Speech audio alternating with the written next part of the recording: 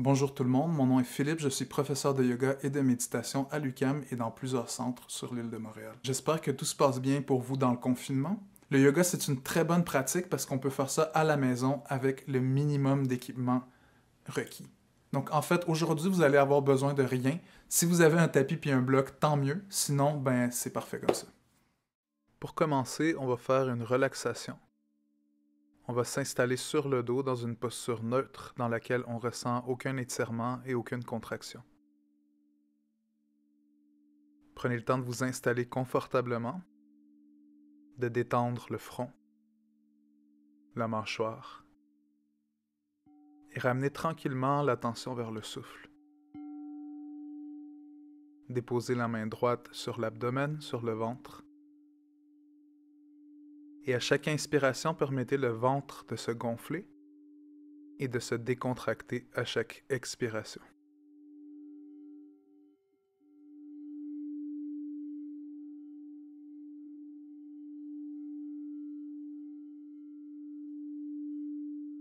Profitez de cet instant pour approfondir le souffle, son rythme.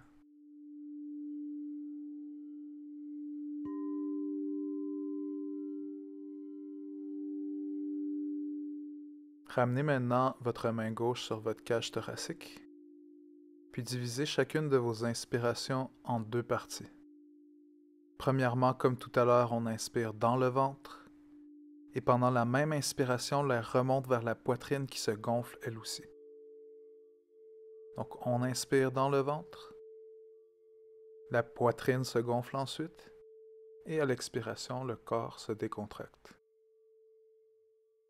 Profitez de cet instant pour approfondir vos inspirations et vos expirations.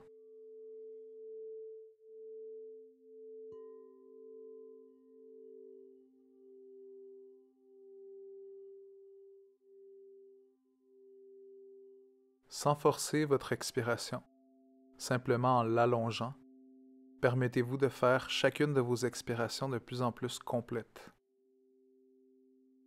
en expulsant la quasi-totalité de l'air du corps.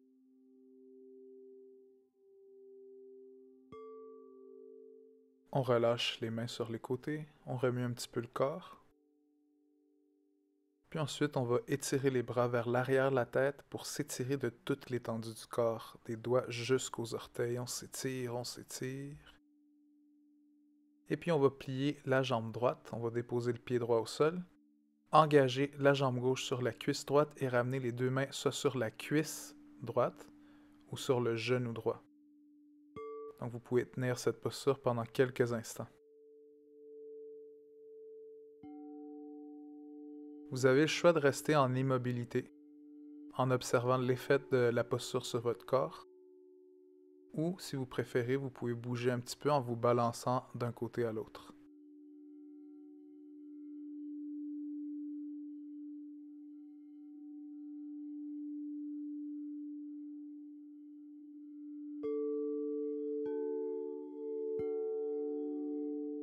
Tout en gardant les jambes croisées, on va déposer le pied droit au sol et on va se préparer pour une torsion en tournant les deux jambes vers la droite.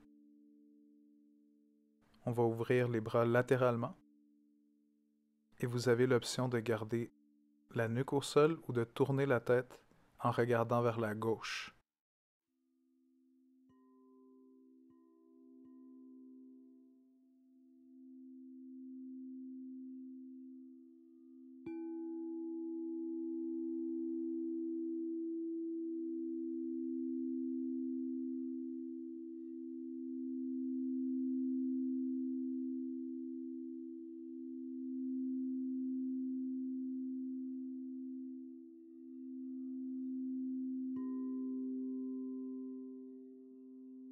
On recentre les jambes vers le tapis, puis on va faire la même posture de l'autre côté. Donc maintenant, on va plier le genou gauche, engager la jambe droite sur la cuisse gauche, ramener les deux mains soit sur la cuisse gauche ou sur le genou gauche, et garder la posture quelques instants, soit en immobilité ou en se balançant d'un côté à l'autre.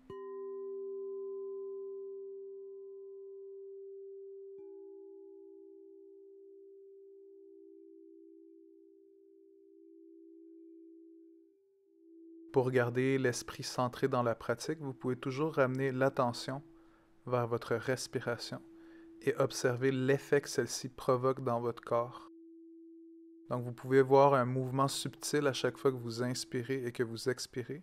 Donc simplement vous concentrer sur ce mouvement-là à chaque fois que votre esprit s'en va ailleurs. On relâche la posture en déposant le pied gauche au sol et on tourne de l'autre côté, donc du côté gauche cette fois-ci, les deux jambes. Elles restent croisées de la même façon, les bras s'ouvrent latéralement. Et on peut soit garder la nuque au centre ou tourner la tête vers la droite cette fois-ci. Donc la tête, elle tourne toujours dans cette posture dans le sens opposé que celui des jambes.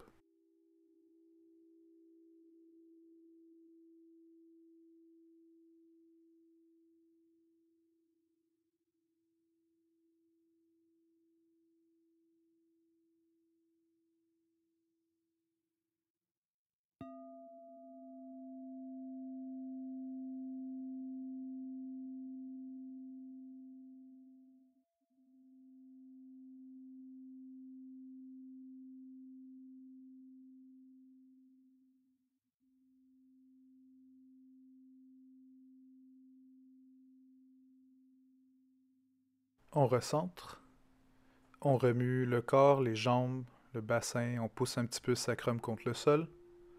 Et puis on va ramener les deux genoux vers la cage thoracique. On peut croiser ici les chevilles si on désire.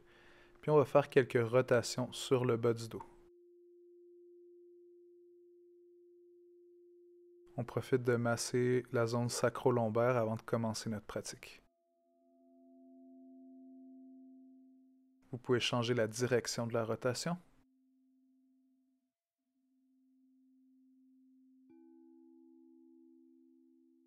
Et puis vous balancez quelquefois de l'arrière à l'avant des fessiers jusqu'aux épaules pour venir vous asseoir à l'avant du tapis.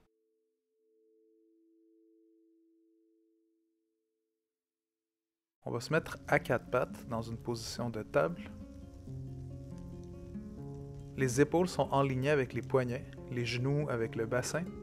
Et puis on va faire l'exercice du chat et de la vache. À chaque inspiration, on cambre le dos, on ouvre la cage thoracique vers l'avant.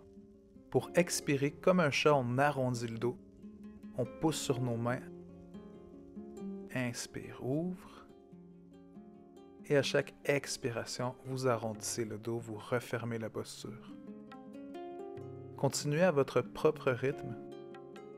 Essayez de garder les épaules enlignées avec les poignets à chaque fois que vous expirez. Des fois, on a tendance à aller un petit peu vers l'arrière. Prenez quelques instants dans cet exercice du chat et de la vache pour préparer notre colonne à la pratique d'aujourd'hui.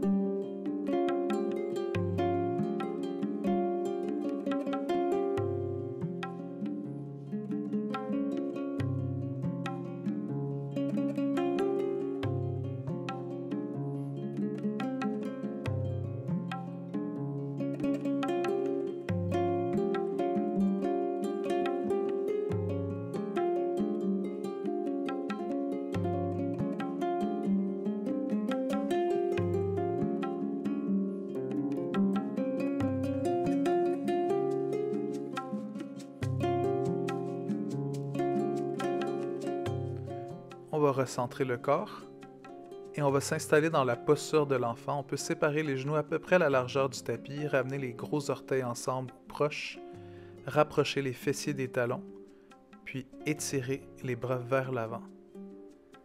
Si possible, on dépose le front au sol, sinon vous pouvez toujours utiliser vos poings, vos mains ou un bloc si vous en avez un. On prend quelques instants ici.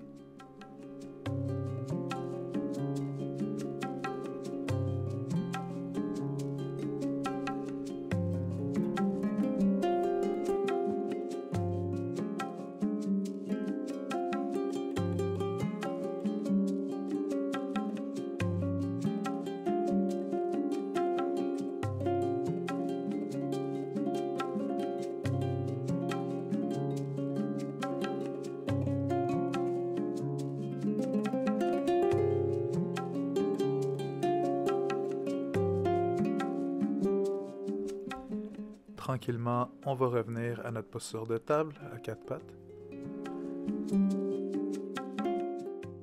Si vous avez les genoux fragiles, vous pouvez plier le tapis même en plusieurs fois pour protéger les genoux, puis ensuite mettre les genoux sur le tapis. Donc on va faire la posture de Ustrasana, le chameau. En déposant les genoux sur le tapis, on peut aussi mettre les blocs à côté de nos talons.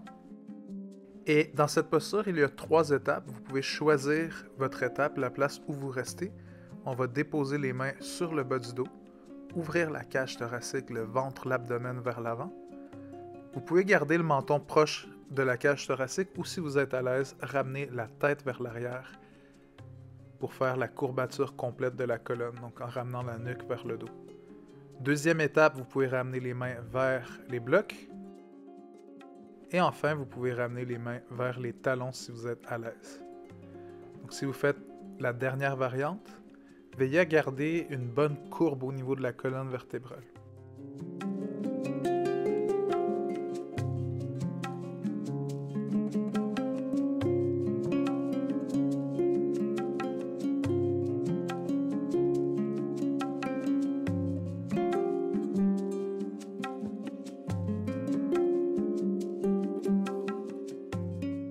On va rapprocher les mains du bas du dos.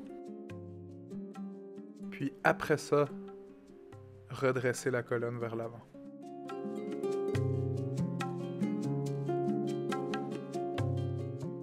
En restant sur place, on va étirer les bras vers l'avant.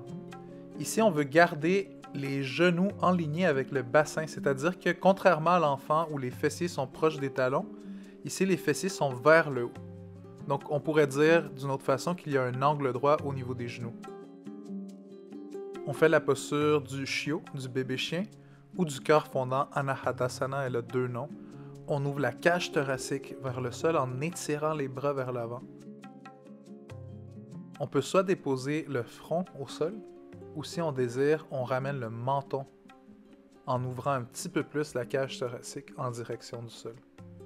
Donc l'idée ici, c'est d'ouvrir les bras, d'étirer les bras, puis d'ouvrir aussi la cage thoracique.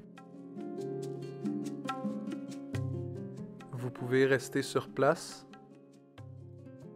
ou si vous désirez passer dans la variante en torsion en gardant le bras gauche étiré, on croise le bras droit par en dessous, on dépose l'épaule droite et la tempe droite au sol si possible.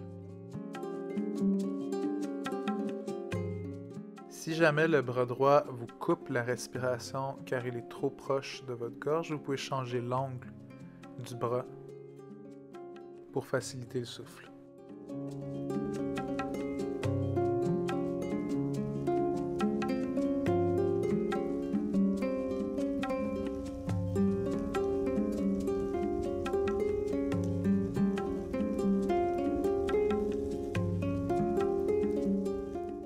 Et on se prépare pour recentrer la posture. Donc, ramener le bras droit vers le centre.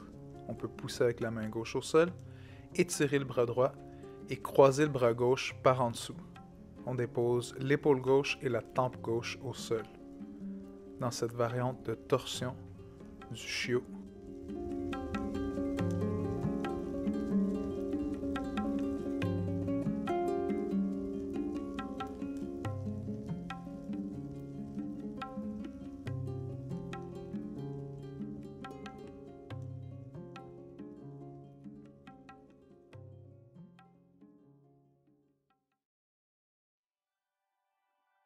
On redépose la main droite à l'avant du tapis, puis on pousse sur la main pour sortir de la posture. En ramenant la main gauche au sol, on peut dérouler notre corps directement vers l'avant du tapis et déposer les avant-bras au sol en alignant les épaules avec les coudes, autrement dit un angle droit au niveau des coudes.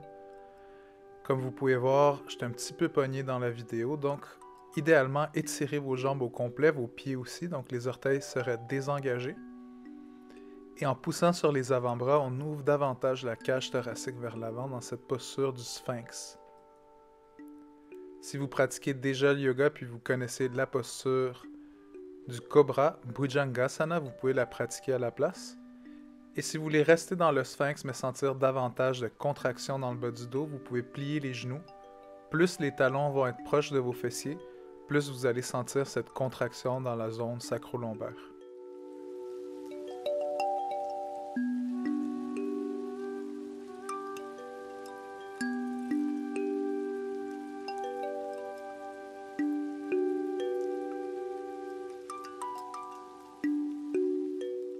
Vous pouvez rester sur place ou me suivre. En dépliant le genou droit, on garde le genou gauche plié puis on regarde du côté gauche. Donc vous allez sûrement sentir la contraction du bas du dos qui se déplace surtout du côté gauche. Donc si vous voulez sentir la contraction plus d'un côté que l'autre, ça c'est une bonne technique pour le faire. On déplie le genou puis on fait la même chose de l'autre côté, on plie le genou droit et on regarde vers la droite.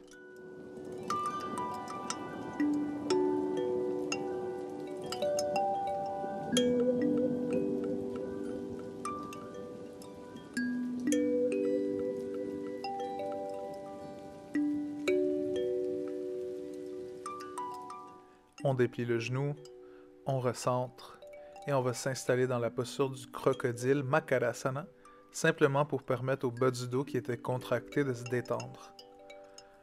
On fait un coussin avec nos mains, on dépose la tête sur ce coussin, on sépare les jambes largeur du tapis, on pointe les orteils vers l'extérieur de celui-ci.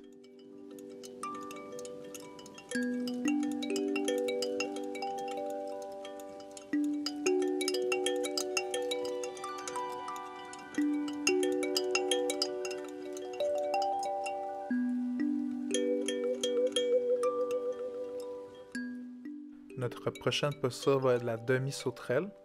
Donc vous pouvez vous préparer en déposant vos mains sous vos épaules. Donc les paumes des mains sont contre le sol, mais elles sont sous les épaules. On va soulever la jambe gauche et appuyer celle-ci sur le pied droit. Donc le genou droit se plie. Vous pouvez soit déposer le front, le menton ou une des deux tempes, un des deux côtés de la mâchoire au sol. On garde la posture quelques instants. Essayez de ne pas trop déposer le poids du pied droit sur le genou gauche. Essayez d'aller plutôt vers la cuisse ou, si nécessaire, vers le tibia, vers le pied même du côté gauche. On prend quelques respirations profondes. Dans ce genre de posture, on a tendance à oublier de respirer. Et puis on relâche à notre prochaine expiration. On remue un petit peu le corps et on se prépare pour faire la même posture de l'autre côté. Cette fois-ci, c'est la jambe droite. Comme vous voyez, des fois, quand on a des bas ou certains tissus vont faire qu'on va avoir tendance à glisser. Puis, si votre bassin est un petit peu vers le côté comme le mien en ce moment, vous pouvez essayer de l'enligner en ramenant les hanches, en les enlignant légèrement en direction du sol.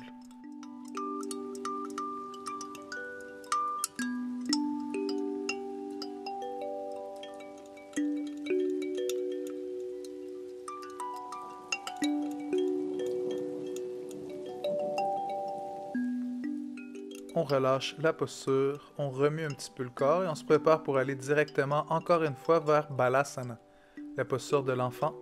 Mais cette fois-ci, on va faire une variante différente. Donc, on ramène les fessiers vers les talons, on sépare les genoux à peu près la largeur du tapis, un petit peu plus, un petit peu moins. Cette fois-ci, on va ramener les mains vers l'arrière du corps. Donc, soit que vous allez garder les mains à l'arrière, comme ça, ou vous allez même les mettre directement en dessous des cuisses, entre les mollets et les cuisses, pour détendre les poignets. On peut se balancer un petit peu ici ou rester en immobilité si on préfère. Et on se prépare mentalement pour faire les postures debout.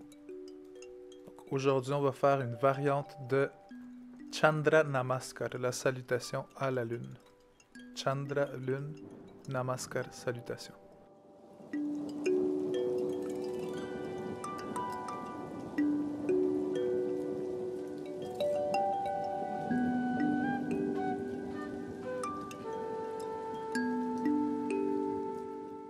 On va s'installer du côté gauche du tapis en enlignant les talons avec le bassin et le bassin avec les épaules.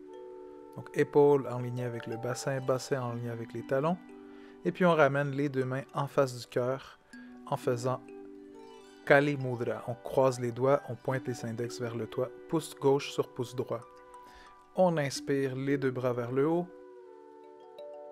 Et à l'expiration, on va pencher vers le côté. On s'étire, on essaye de ne pas sortir le ventre vers l'avant, mais de garder le corps enligné. On recentre en inspirant et on expire vers l'intérieur du tapis. Inspire au centre, expire les deux mains envers le cœur.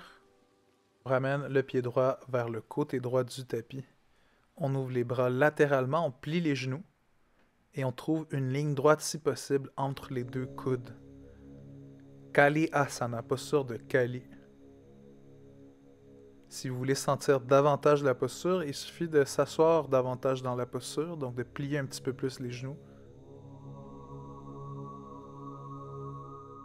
On respire avec profondeur dans cette posture d'équilibre, de renforcement des jambes et de concentration.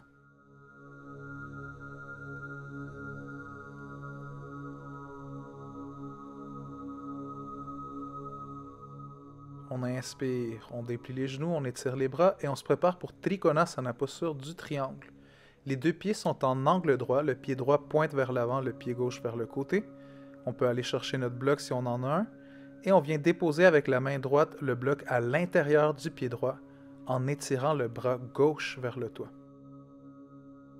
Si vous n'avez pas de bloc, vous pouvez déposer la main droite soit sur votre jambe ou directement au sol si vous êtes à l'aise. Au niveau du bras qui est étiré vers le toit, vous avez aussi l'option de plier le coude et de ramener la main à l'arrière du dos, donc sur le sacrum, tout en gardant l'épaule ouverte en direction du toit. Donc si jamais vous sentez que votre épaule est comme se referme vers le sol, essayez davantage de l'ouvrir vers le toit. Au niveau de la tête, vous pouvez soit la garder centrée et regarder vers le centre, ou comme dans la posture classique, regarder vers le toit en suivant le mouvement de la main gauche. On sort de la posture, donc on ramène le torse vers le haut. Maintenant, on va enligner les deux pieds vers l'avant. Donc les orteils des pieds sont dans la même direction. Les pieds ne sont plus à 90 degrés, ils sont parallèles. On ramène le bloc, cette fois-ci avec la main gauche, sur le tapis, puis on va étirer le bras droit vers le toit, donc version inversée du triangle. Idéalement, comme pour la posture d'avant, si vous avez besoin de plier les genoux, essayez de rapprocher davantage le pied qui est à l'arrière de celui qui est à l'avant. Puis finalement, si vous avez vraiment besoin de les plier, vous pouvez les plier un petit peu. Comme tout à l'heure, on peut aussi ramener la main sur le sacrum, à condition de garder l'épaule, la cage thoracique ouverte en direction du toit.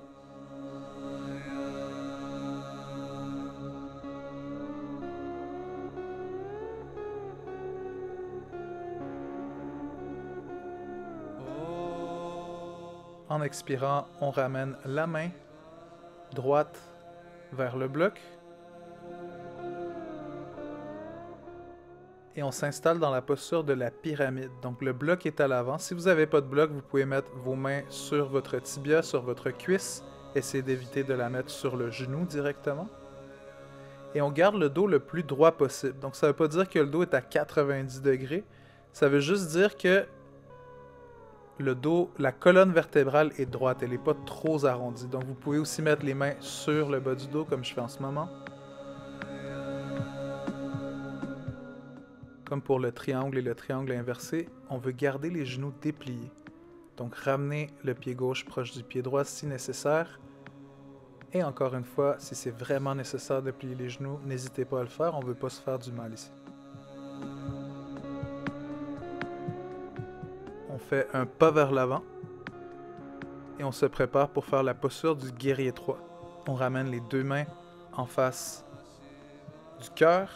On peut détendre un petit peu les jambes.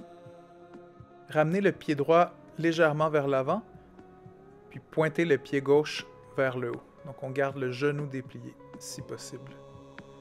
Ensuite, comme un pendule, en ramenant la jambe vers l'arrière, on ramène la tête vers l'avant. Donc gardez cette logique de pendule, peu importe l'angle que vous trouvez dans lequel vous êtes à l'aise pour garder l'équilibre. Essayez de garder cette logique de pendule dans laquelle si la jambe va vers le haut, la tête va vers le bas et vice-versa. Si la tête va vers le bas, la jambe va vers le haut. On peut mettre les mains sur le bas du dos, on peut même les étirer vers l'avant, vers le côté comme un avion. Au niveau des orteils, si possible, essayez de les pointer vers le sol. Comme vous voyez, les miennes sont un petit peu en diagonale et on fait un pas vers l'arrière. Donc on dépose le pied gauche à l'arrière, on plie le genou droit à l'avant, puis on s'assure que le genou droit est bien enligné avec le talon droit à l'avant. On ne veut pas que le genou dépasse trop le talon. On ouvre les bras vers le haut dans la posture de Ardha Chandrasana.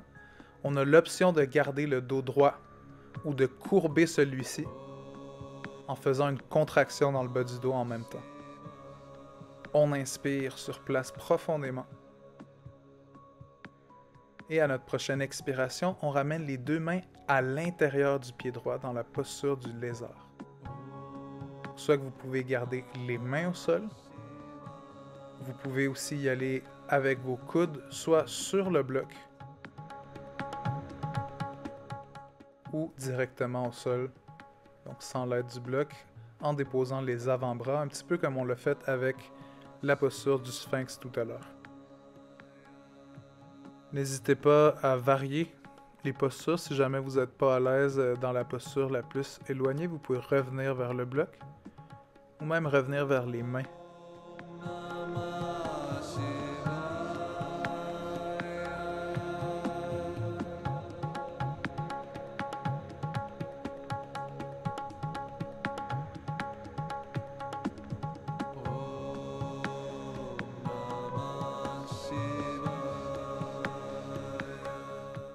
Pour passer à la prochaine posture, on pousse avec les orteils du pied gauche à l'arrière. On installe le fessier droit sur le talon droit et on se tourne vers le côté du tapis. On peut soit garder les mains sur le bloc ou les ramener vers le cœur, donc vers le sternum au centre de la cage thoracique. Idéalement, les orteils du pied gauche restent pointés vers le toit. Et si vous avez vraiment besoin, vous pouvez vous asseoir sur un bloc ou un coussin. En mettre un sous les fessiers ou sous les jambes.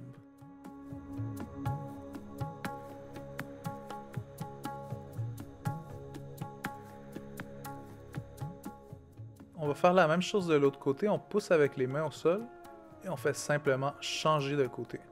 Donc on étire maintenant la jambe droite, on pointe les orteils du pied droit en direction du toit et soit qu'on garde les mains sur le bloc ou on ramène celle-ci en face du sternum, Anjali Mudra, posture de prière.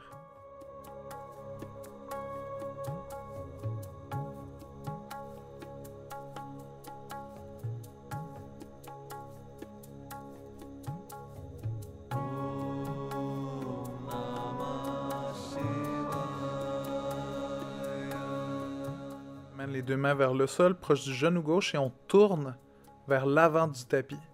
Et on se retrouve dans la même posture que tout à l'heure. Donc, jambe droite étirée maintenant, et c'est la jambe gauche qui est à l'avant pliée.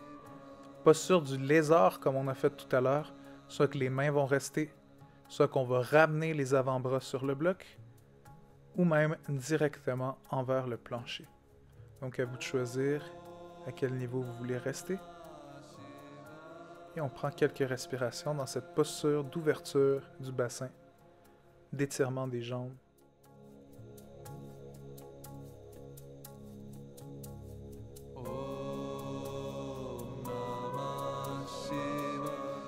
Et maintenant, on soulève le torse, les bras, on ouvre les bras vers le toit. Ardha Chandrasana demi-lune.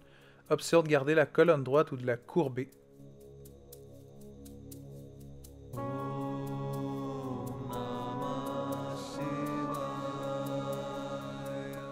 Et à notre prochaine expiration, on va venir déposer les mains à l'avant du tapis.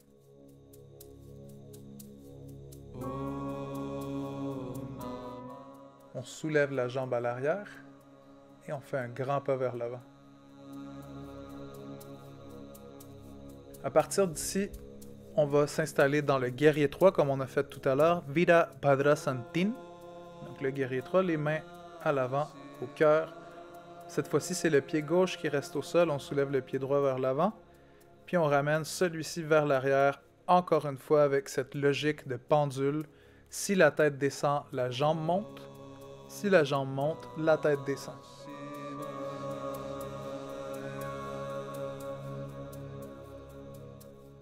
On peut garder les mains au niveau du cœur, du sternum. On peut aussi les ouvrir vers l'avant, latéralement sur le côté, ou même vers l'arrière, dans la même direction que notre jambe. On fait un pas vers l'avant court pour garder une ouverture entre les deux pieds, une distance, et on s'installe dans notre posture de la pyramide. Si on a un bloc, on peut garder les mains sur le bloc, sinon vous pouvez mettre les mains sur votre cuisse ou votre tibia.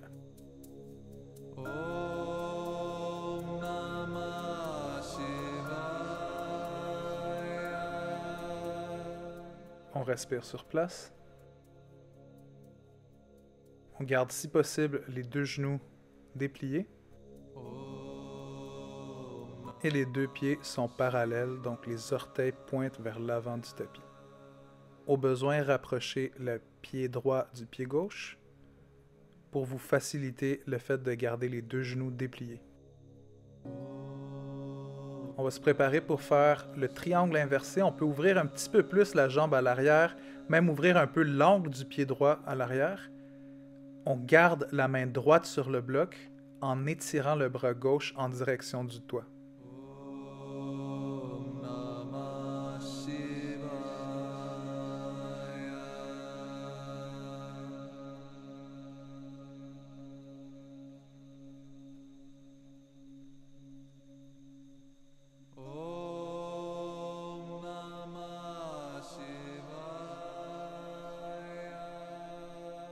Donc ici, pour passer au triangle de base, on va juste plier un petit peu le genou gauche, ramener la main gauche sur le bloc. On ouvre la jambe droite à l'arrière, les pieds sont à 90 degrés, les deux talons sont alignés. Et maintenant, c'est le bras droit qui s'étire en direction du toit, la main gauche restant sur le bloc.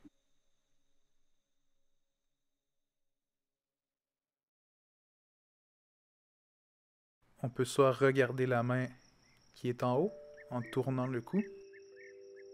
Ou si vous n'êtes pas à l'aise, vous pouvez recentrer la tête, regarder vers le centre. Et vous pouvez même ramener la main sur le sacrum à condition que votre épaule reste ouverte en direction du toit. On inspire, on recentre, le corps est droit.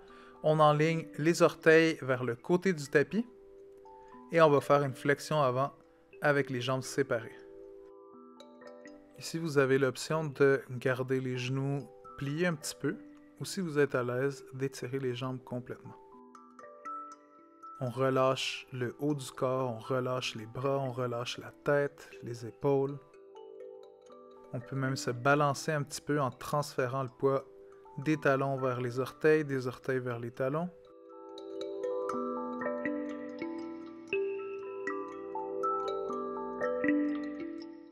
Si nécessaire, vous pouvez utiliser le bloc pour déposer vos mains dessus.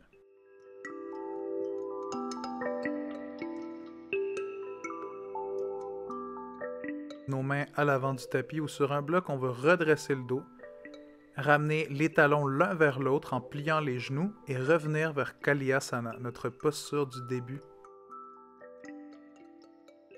Donc encore une fois, si possible, une ligne droite entre les coudes. À peu près un angle droit au niveau des coudes, même chose au niveau des genoux, un petit peu plus, un petit peu moins.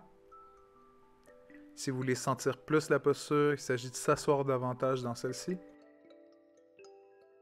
Et on inspire, on relâche et on rapproche les orteils des orteils, les talons des talons pour revenir au centre.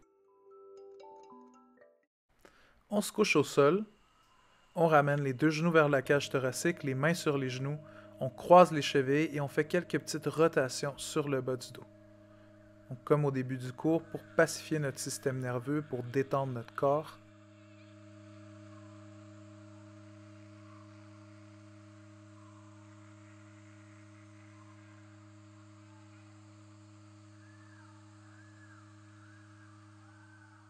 Et puis tranquillement, on se prépare pour faire la posture de Shavasana, posture de relaxation finale. Comme au début du corps, on veut une posture neutre, c'est-à-dire on ne veut pas d'étirement, on ne veut pas sentir de contraction. Le dos est au sol, le corps est détendu, le cou est droit,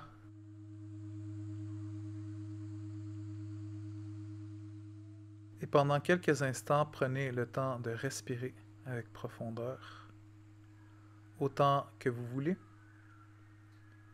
Je vous laisse ici avec un petit peu de musique. J'espère que vous avez eu un bon cours de yoga, que ça vous a aidé dans votre isolation. J'espère que tout va bien pour vous, puis on se revoit pour une prochaine vidéo de yoga, méditation et pranayama. Je vous souhaite une très belle journée.